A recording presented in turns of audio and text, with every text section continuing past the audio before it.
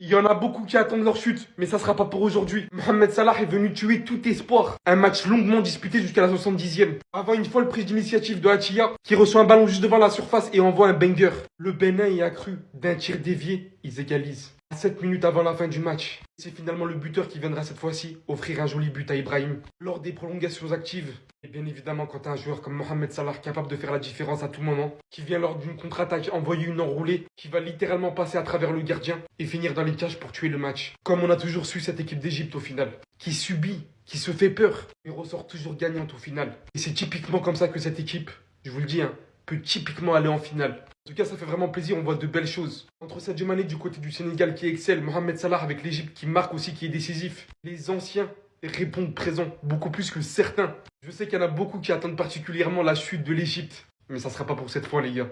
Le Bénin, c'est l'heure de rentrer à la maison. Franchement, le match a été très joli, bien disputé. Mais aujourd'hui, forcément, quand tu vois cette équipe, c'est forcément l'expérience qui prime.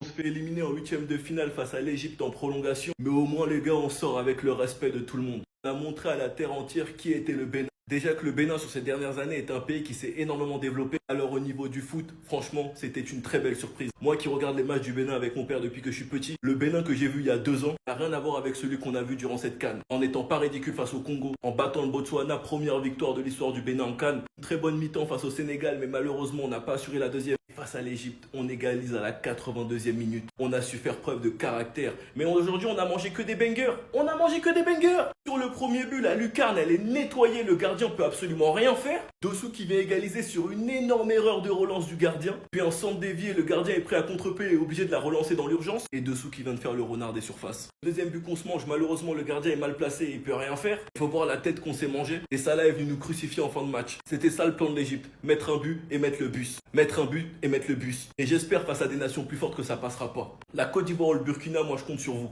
En tout cas, j'applaudis la performance des Guépards durant cette CAN. Franchement, ils m'ont rendu fier et ils ont mis le respect sur notre nom. Car on n'a pas affronté n'importe qui, on a affronté l'Égypte. Sinon, vous les gars, vous en pensez quoi? Ramenez-vous sur un passant, on s'ennuie.